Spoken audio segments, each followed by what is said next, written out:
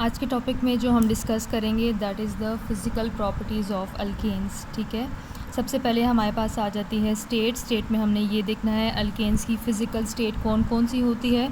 तो जो हमारे पास फर्स्ट 4 मेंबर्स हैं कार्बन नंबर 1 से लेकर कार्बन नंबर 4 तक, जिनमें हमारे पास आ जाती हैं methane, ethane, propane and butane, इनकी स्टेट कौन सी होती है? They are gases.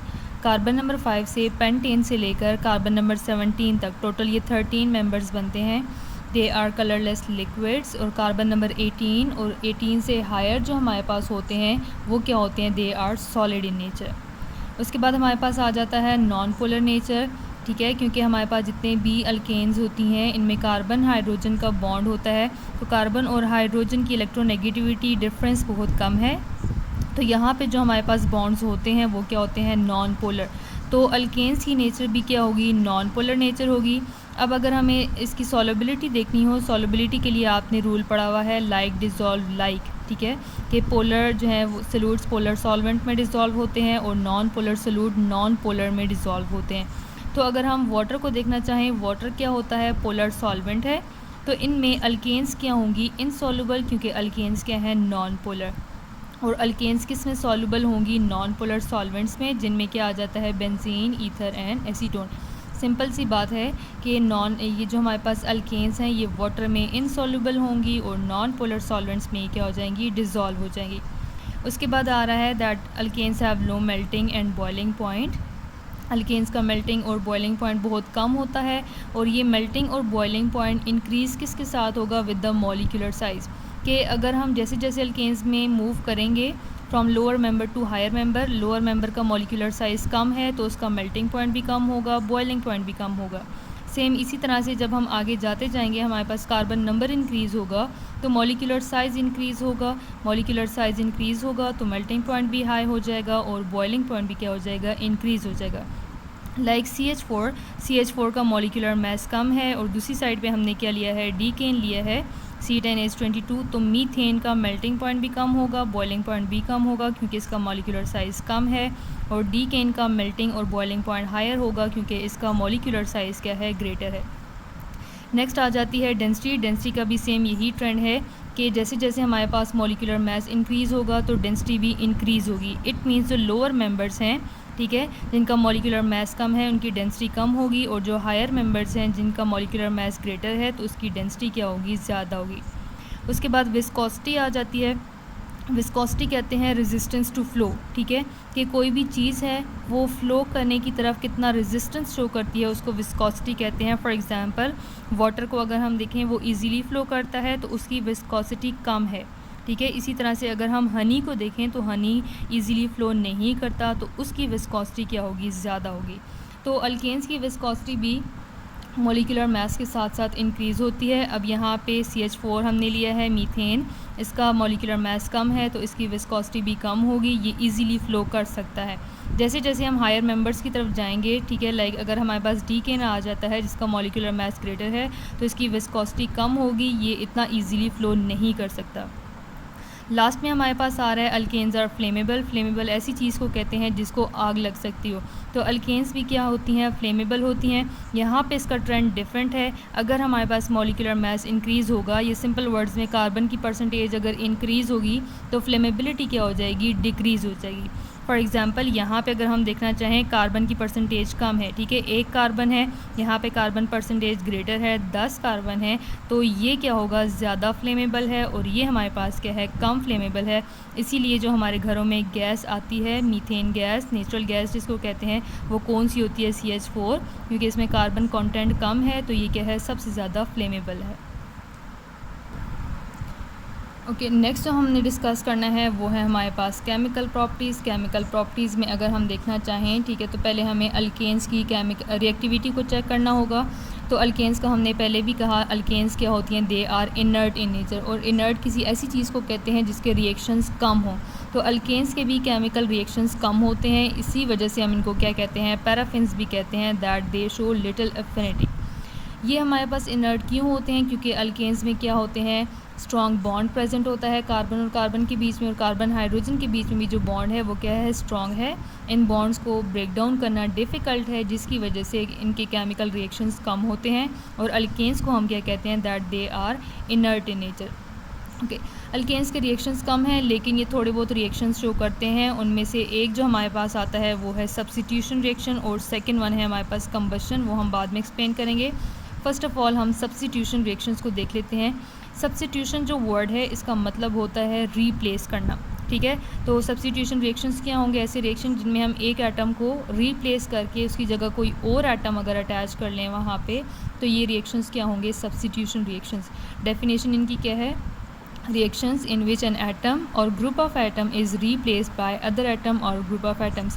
कैसे रिएक्शन जिनमें हम एक एटम को या ग्रुप ऑफ एटम्स को रीप्लेस करें किसके साथ, बाय अदर एटम, किसी दूसरे एटम के साथ या ग्रुप ऑफ एटम्स के साथ। तो अल्केन्स में भी सब्स्टिट्यूशन रिएक्शंस होते हैं।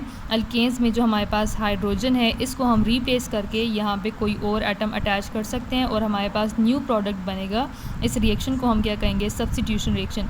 अल्केन्स में जो सब्स्टिट्यूशन होती है उसको, इसमें हमारे पास हेलोजिनेशन होती है। अब हेलोजिनेशन है, इसके नेम से पता चल रहा है ये हमारे पास क्या होगा, it is actually the substitution of hydrogen bye halogen atom. कि अगर हम अल्केन्स में हाइड्रोजन को रिमूव करें और उसकी जगह रिप्लेस करके क्या अटैच कर लें, वहाँ पे हेलोजन अगर लगा लेंगे तो ये रिएक्शंस हमारे पास क्या होंगे, हेलोजिनेशन। हेलोजन्स कौन सी होती हैं, ग्रुप नंबर 7 के मेंबर्स जिनको हम एक्स से रिप्रेजेंट करते हैं, जिनमें हमारे पास आती हैं fluorine, chlorine, bromine and iodine. Halogenation करने के लिए जो कंडीशंस रिक्वायर्ड होती हैं वो हमें क्या चाहिए होता है, ultraviolet light, UV light चाहिए होती है। किस तरह से रिएक्शंस होंगे, यहाँ पे हम एग्जांपल देख लेते हैं। हमने मीथेन ली है CH4, जिसका स्ट्रक्चर हमने ड्रॉ किया हुआ है। हेलोजिनेशन हम कर रहे हैं तो हम कोई भी हेलोजन लेंगे, यहाँ पे हमने Cl2 लिया। अब अगर हम Cl2 लगा रहे हैं तो हेलोजिनेशन में इसकी कौन सी टाइप होगी, क्लोरीनेशन। अगर हम फ्लोरीन की सब्स्टिट्यूशन करेंगे तो फ्लोरीनेशन, क्लोरीन होगा तो क्लोरीनेशन, ब्रोमीन होगा तो ब्रोमीनेशन, आयोडीन होगा तो आयोडीनेशन। तो हम यहाँ पे क्लोरीनेशन कर रहे हैं, Cl2 मॉलिक्यूल हमने लिया है, इसको ओपन करके लिखें तो Cl bonded to second Cl। अब किस तरह से रिएक्शन होगा हमारे पास, सेम जिस तरह से कल हमने रिएक्शंस में पढ़ा था प्रिपरेशन में, उसी तरह से हमारे पास होगा। सबसे पहले यहाँ पे क्लोरीन और क्लोरीन के बीच में जो बॉन्ड है वो क्या हो जाएगा, ब्रेक डाउन होगा। सेम इसी तरह से यहाँ पे किसी भी कार्बन और हाइड्रोजन के बीच में जो बॉन्ड है वो ब्रेक डाउन हो जाएगा। ये बॉन्ड भी ब्रेक हो सकता है, इस बॉन्ड को भी ब्रेक कर सकते हैं, इसको भी और इसको भी, लेकिन एक टाइम में एक स्टेप में हमने एक हाइड्रोजन को ही यहाँ पे इसको ब्रेक डाउन कर सकते हैं बॉन्ड को। तो यहाँ पे लेट्स सपोज अगर हम इसको ब्रेक डाउन करें, अब क्या होगा, ये जो एक क्लोरीन है ये जाके कार्बन के साथ बॉन्ड बना लेगी और सेकंड क्लोरीन हाइड्रोजन के साथ बॉन्ड बना लेगी। तो हमारे पास प्रोडक्ट जो बनेगा वो क्या होगा, कार्बन। ऑलरेडी इसके पास कितने हाइड्रोजन हैं, अब 3 हाइड्रोजन है। अब क्लोरीन आके अटैच हुआ और सेकंड जो प्रोडक्ट बनेगा, हाइड्रोजन और क्लोरीन जो बॉन्ड बनाएंगे तो क्या बनेगा, hydrogen halide HCl, hydrochloric acid. तो अब ये जो हमारे पास प्रोडक्ट बना है इसको हम क्या कहेंगे, it is the methyl chloride. अब क्या होगा, ये रिएक्शन यहाँ पे स्टॉप नहीं हो सकता जब तक ये सारे हाइड्रोजन रीप्लेस नहीं होंगे बाय क्लोरीन, तो ये रिएक्शन कंटिन्यू रहेगा। यही जो हमारे पास प्रोडक्ट बना है ये सेकंड स्टेप में हम इसे लेंगे, इसे एक और Cl2 मॉलिक्यूल के साथ रिएक्ट करवाएंगे, यहाँ पे बॉन्ड ब्रेक डाउन होगा, ठीक है। और यहाँ पे हम किसी भी कार्बन और हाइड्रोजन के बॉन्ड को ब्रेक डाउन करेंगे। लेट्स सपोज अगर हम इसको ब्रेक डाउन करें तो एक क्लोरीन जो है वो कार्बन के साथ बॉन्ड बनाएगी और दूसरी क्लोरीन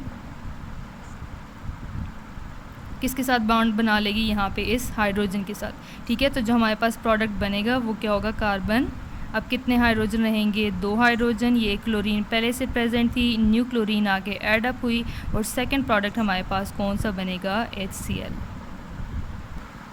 थर्ड स्टेप में हमारे पास एक और हाइड्रोजन रिमूव होगी। हमने क्या लिया है, वही जो हमारे पास सेकंड स्टेप में बना है, डाइक्लोरोमीथेन जो हमारे पास बना है, ठीक है। इसको हमने क्या करना है, सेम एक और क्लोरीन मॉलिक्यूल के साथ रिएक्ट करवाएंगे, यहाँ से इसका बॉन्ड ब्रेक डाउन होगा और किसी भी कार्बन हाइड्रोजन का बॉन्ड ब्रेक करना है। लेट्स सपोज ये ब्रेक डाउन अगर हो रहा है तो क्या होगा, एक क्लोरीन कार्बन के साथ बॉन्ड बनाएगी और सेकंड क्लोरीन ने किसके साथ बॉन्ड बनाना है, हाइड्रोजन के साथ। तो प्रोडक्ट हमारे पास क्या बनेगा, कार्बन। यहाँ पे न्यू क्लोरीन ऐड होगी, क्लोरीन, क्लोरीन और यहाँ पे क्या आ जाएगा हाइड्रोजन और सेकंड प्रोडक्ट क्या होगा HCl। अब ये जो प्रोडक्ट हमारे पास बना है इसमें 3 क्लोरीन है तो इसको हम क्या कहेंगे, इट इज़ ट्राइक्लोरोमीथेन।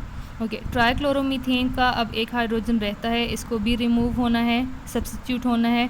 तो सेम इसी तरह से इसको एक और Cl2 मॉलिक्यूल के साथ रिएक्ट करवाएंगे, बॉन्ड यहाँ पे ब्रेक डाउन होगा और यहाँ पे कार्बन हाइड्रोजन के बीच में क्लोरीन एक जो है वो कार्बन के साथ बॉन्ड बनाएगी और सेकंड क्लोरीन किसके साथ बॉन्ड बना लेगी, हाइड्रोजन के साथ। तो प्रोडक्ट हमारे पास कौन सा बनेगा, कार्बन Cl क्लोरीन क्लोरीन और सेकंड प्रोडक्ट कौन सा होगा, HCl।